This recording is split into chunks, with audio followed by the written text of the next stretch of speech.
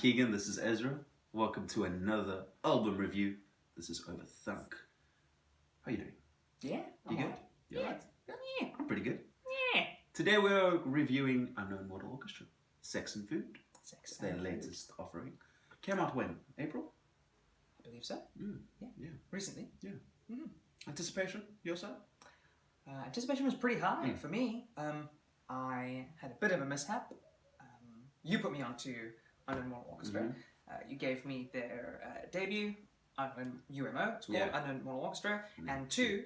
And I was under the impression, because I trusted him, that was their only albums. So That makes no sense because Multi Love is how I got into them. yeah, So- but you didn't give me Multi Love, so you evidently hate me. Just to be clear, this was before the times of Apple Music. This is true. We didn't have Apple Music so, back then, so yeah. we were still Very much just hooking each other up. pirates. USB, yeah. Yeah, us Us- USB on the UMO. Yeah, hey, boss. Yeah. What? The worst bar. Wordplay. But yeah, so I was excited for this album coming off of 2, Wow, okay. and I had downloaded or gotten it off Apple Music and discovered that they had an album called Multi Love. And so I've only really listened to that album once. So I've listened to this more than that. So for me, the excitement was really high coming off of 2. And I guess that might influence the way that I hear the album, because I didn't hear that Multi Love album a lot and have that shape my kind of opinion of the band before I heard this. Interesting, because I enjoyed Multi Love a lot more than 2. Oh wow, yeah. So my anticipation was maybe even higher than. I don't know how much you like 2, so there's no like. I mean, I loved 2. Yeah. Okay. So yeah, anticipation was high on this one. Although I do feel that the singles were stronger for Multi Love. Really? So before I heard the singles for this album, you know, the idea of a new Unknown Mortal Orchestra album would have got me crazy. Yeah, of course. But I do feel that the singles for Multi Love were a lot more vibrant, a lot stronger than the singles for Sex and Food were. And the singles for Sex and Food were American Guilt. Mm-hmm. And Everyone acts crazy nowadays, I think. oh, were there 3? Yeah, and We're Not in Love, We're Just Not in High. Love, We're Just High. Whereas, I had only heard American Guilt and We're Not in Love. I missed the middle one. I could be wrong. Maybe they were just 2. Yeah. Could be wrong. And Multi Love? Multi Love was Multi Love, the track. Can't Keep Checking My Phone. And Your Night, One Life, I think, as well. Which are like 3 of my favorite cuts of that album. But that album is just, for me in 2015, that would have walked its way into my Top 10 list. albums? Yeah, easily. Probably the lower half, because that was a strong year. Was a strong year. Yeah, but so I'm not so sure that this one quite matches up to the highs of that album. Okay. But yeah, we'll get into it. For me, coming off of 2, Yeah. I 5 really years ago. enjoyed. Jeez. I thought they took like a hiatus. I was no, I like the direction they went. I think the psychedelic rock kind of space that they're in. I like the kind of pulled back, kind of stripped down production. Kind of more space in the songs. I felt was really cool. It made more sense to me after listening to Multi Love, like the trajectory, instead of going from 2. So that's, I mean, if you look at my notes, you'll even see that I speak about going from 2 to this album, which I guess I'll have to make up new notes on the spot now. But I like the direction. It was a very interesting kind of theme. I love the lyrical content on here, but Ruben Nielsen, he's always written good lyrics though, so that's not really anything new. But yeah, for me, going in, expectations were slightly lowered by the singles, because We're Not in Love, We're Just High. I thought that it was just dragging on forever before it hit. But that bolt comes a bit too late. But I think a big part of why that happened was because I listened to it at work and I had limited time. And I was trying to watch the video on the sly on my laptop. So I was already in a rush because I was like, that's not working at all.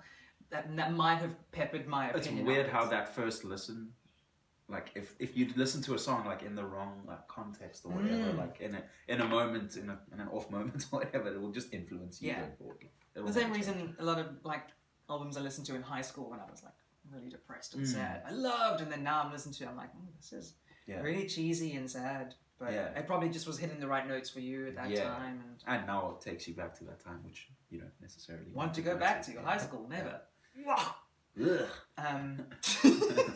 Those are our disgusting. But those weren't sound effects like added to the track. It's actually us. I think from in terms of that kind of musical connection, emotional connection with music, I think this album really it hit me in quite a lot of the right spots. Okay. And it was an interesting listen. So yeah, that's me for top line thoughts. Yeah. Similar, but maybe not as much for me. I feel like this record is a bit more sparse in its instrumentals, a bit more breezy, and as a result, not as vibrant as Multi-Love. And that's the sort of UMO that I enjoy a bit more. Okay. I appreciate the direction. I appreciate how much variety there is on this thing, lyrically and sonically. But yeah, slightly disappointed. Okay. Just slightly. Yeah. But then again, it's because of the... Because you were just so in love with the previous album. Exactly. So it's a Pimp a Butterfly Dam situation all over again, sort of thing. Pretty much. Yeah. Not for me, for you more. For me, because I enjoyed that. Oh, I enjoyed Damn, just not as much as I would have if that had been separate from Pimp a Butterfly sort of thing. And it's impossible to listen to these things in a vacuum. Unfortunately, really that is just kind of how it works. If we talk about sonically, for me, Unknown Mortal Orchestra has always been... Wow, I said that really quickly. Unknown Mortal Orchestra. For me, UMO has always had this really kind of interesting take on the past. Hit 2, for me especially, seemed like a love letter to the Beatles. Very much similar song structures and the way that the verses lead into these pre-choruses, into choruses, and the kind of happier sounds kind of masking what is kind of like a nihilistic internal worldview, which was cool. You have to scratch a bit deeper with the Beatles to find that sort of thing. But yeah, I like that. It seemed like I said, like a love letter to the Beatles. I haven't gotten too deep into Multi-Love, so I'm not really going to speak on it. I know it's a very interesting concept.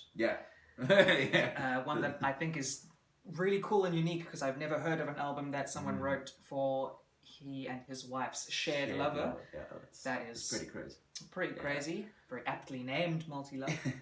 But on this record seemed like, for me, a throwback and again a love letter to the 70s, like that kind of psychedelic rock, but also like the beginning of the hard rock heavy metal era. And I think he pulled it off really well, while also bringing in contemporary sounds and a very modern execution and some electronic elements as well. So it didn't seem like a stale throwback album, but it did kind of incorporate elements that you could tell that he loved from that era, and perhaps brought him mentally back to that, where the 70s is a very revolutionary time in terms of music and in terms of the way that the world started to think about things. And we're in a bit of a weird time now in the world. There's a lot of stuff happening. I feel like no matter every way that you look, there's a little bit of chaos. There's a tumultuous situation, whether it be politics or religion or race or gender or whatever it is. There's a lot happening, and that is explored in the lyrical themes. And I think he chose the right musical texture to really pull that through. So those themes come through for me really nicely. It's very much a multi-part of all of those sort of issues. 100%. So I think sonically, like, it mainly sticks to that sort of lo-fi, breezy aesthetic most of the time, and then it's got its moments where it gets a bit loud and abrasive. American Guilt being the sort of high point in that sense. To more groovy tracks like Your Honeybee and Everyone Acts Crazy Nowadays. So in that sense, it's mainly a lot of the same sort of aesthetic with a bit of variation here and there. I wish we got more moments like those tracks, but overall, like a different sort of UMO. And welcome. I think for me, the concept of the album really came through really strongly. And while on first listen, and like as I mentioned with the singles, like I was feeling a little bit weird about it, but for me, once the kind of concepts and the themes really sunk in, I feel like a lot of the musical choices make a lot more sense for me. And there are a lot of kind of, I guess, references in the lyrics, to current political turmoil, to, there's a lot of biblical references, a lot of Greek mythology references in here too. There's like a platonic love song for his daughter, which is also kind of peppered with like a warning about the world sort of thing, which is also then set on like arguably the most fun, dancey, light-hearted track on the entire album. And it's those sort of juxtapositions and things that are at odds with each other that I think make a record really interesting. Yeah. So this LP is just a great listen for me, because every time I listened to it, there was another layer that was peeling back, and there was never a listen where I was just able to kind of go like, okay, let me pinpoint what's going on here and here, because every time I was listening to these songs, I was just picking up on new things, and there is a decided. Oh yeah, go ahead. So what you were saying about, you discover something new on every listen. I think that a lot of that is due to how cryptic his lyrics are. That you sort of do need a deeper dive. You're not going to get on any of the tracks, really. You're not going to understand what he's talking about. Yeah. I mean, I know we speak about our first listen is generally just getting a feel for the album. Yeah. And that's very much the case here, because you're not going to understand everything. And I think it's also due to on this album, as you've mentioned, the lo-fi aesthetic. Yes, There's a bit of a, I wouldn't say effect, but almost like a vocoder plug-in that his voice is run through. Yeah. It's kind of difficult to pick up. He uses that a lot on Multi-Love as well. I heard from my one. From your one listen. But there's some really sort of harsh, dark lyrics on this thing. Like, I mean, that Majorly Chemicals track that sort of chronicles a bit of overzealous drug use. And was it? She wants to find a way to be someone different for a day. For a day. Majorly Chemicals will be her grave. Yeah. And all the boys in the bathroom stall. Kind of thing, Miracles in a bathroom stall is actually the lyric. Is that the lyric? Majorly Chemicals will be her grave. Miracles in a bathroom stall, which is... Oh. That's deep, man. There's a deep cut. Shit. Okay. And I got the wrong lyrics in that. we got different sides here. But so there's that, and then the closer as well also chronicles a bit of drug use. Basically talking about his transition from, leaving rehab, and how his friendship circle sort of changed as a result of that. Which is probably the most personal and emotional moment on the album. And I gotta say, on that track as well, again, there were a lot of production choices, which for me made the message hit a lot harder. Whereas on my first listen, I was like, it's a bit repetitive. Yeah. What's really going on here? And once I started listening to the lyrics and understanding what he was talking about, and those friendship circles changing because of behavioral patterns that he has to cut himself off of, the kind of that sort of rhythmic, repetitive riff that cycles, like kind of, the scale cycles kind of upwards, and then it goes back to the beginning, and talking about that cycle of behavior and the friendships, and having to cut it off and start again, and then everything about that song really came together for me. And again, I was like, oh wow, this isn't just an aesthetic that you chose because you liked it. It fits the song. For me, that's one of the best moments on this album, is that closer, because of just the fact that it's sort of not that rewarding of a track if you don't really understand the core of it. So that's exactly why I didn't enjoy this album so much on my first listen, and as you say, it just gets better each time. 100%. Yeah. Another song that really hit me super hard in terms of its message was Kronos Feasts on His Children. Nice little acoustic ballad, and again, very classic, kind of early 70s acoustic music kind of vibe to it. But the lyrics, again, such a cool, deep cut, talking about Kronos the Titan feasting on his children, who were, the gods. And the song is very much kind of referencing where we are now in the world, in terms of like the older generation really holding on to how they think things should be done, and the younger generation kind of fighting against it, saying, no, this is not how we want it to be. We want it to be like this. And kind of the old, because of legacy of power swallowing up the young in its kind of narrative. And that seems really negative. Like on face value, that seems like a very rough message, and the song sounds really sad. Kronos feasts on his children and like mangoes, and it's a lot. It's a lot. Jeez. That's a lot. There's a lot going on there. Kronos feasting on his children, and it sounds really negative, like him eating them like fruit sort of thing. But then, if you read a little bit deeper into the lyrics, Kronos, his wife, eventually hides one of his children, which is Zeus, who then kills Kronos and takes the children out of his stomach and starts this new world fresh. And they are the Greek gods, and that's actually a very happy, uplifting story. And then again, there's this cool double message. There's a lot of deeper meaning to the lyrics. You could probably go deeper into a lot of the fruit and harvest references that are in there as well. Again, you wouldn't be able to say any of these things if you just listen to this once or twice. Exactly, yeah. And I think that track, Into American Guilt, it's an interesting little contrast, because Kronos feast on his children is a very political sort of message over a very low-key instrumental, and then he just abandons subtlety completely for the next track. Yeah. Yeah.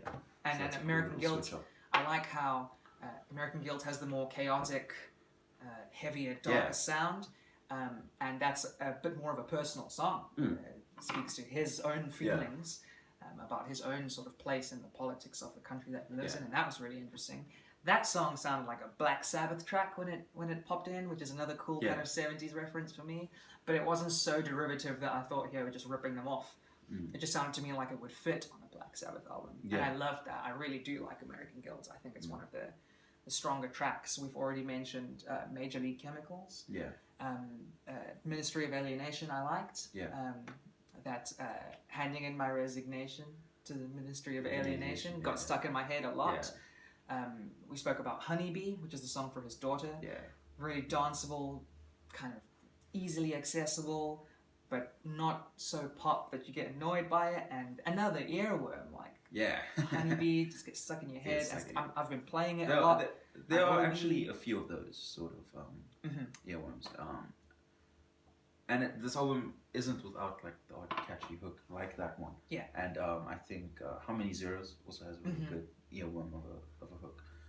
So that's the sort of thing that I have come to expect from it. But it's nice that this album took me to a different place that I haven't gone to with them before.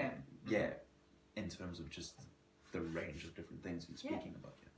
So I think just another one that everyone acts crazy nowadays. You've spoken about it. We both love that song a whole bunch.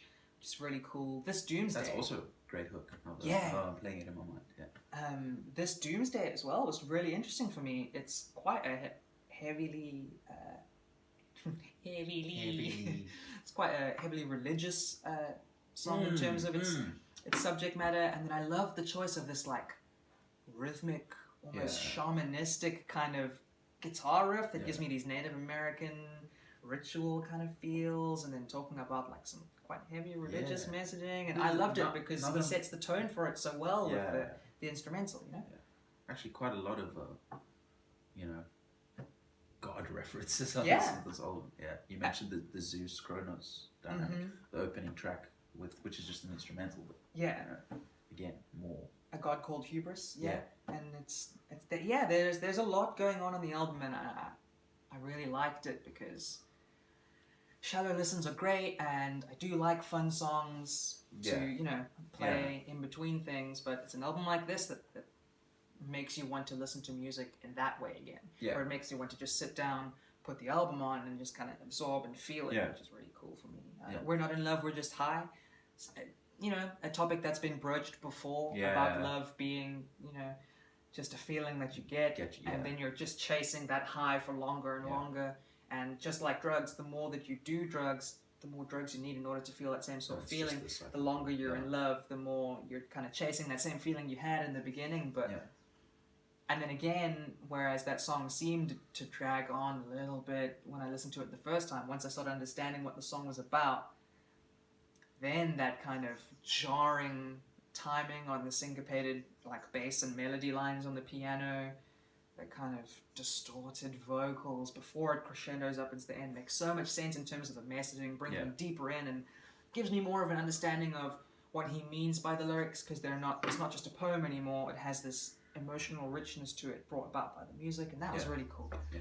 So yeah, it's definitely an album that I'll be visiting again a lot. Yeah. Along with Multi Love, because I haven't listened to it. Yeah. Cool. So, what are we feeling? Yeah, for me, I thought it was just a really great album.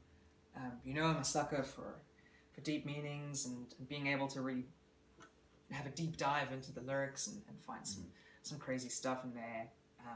And then besides for that, there are a lot of tracks that I could actually just put on for fun in the background, have them in like a summer playlist or whatever, even though we're going into winter now. Hashtag some Southern Hemisphere things. Yeah. And yeah, other than that, there's also some really deep tracks on there.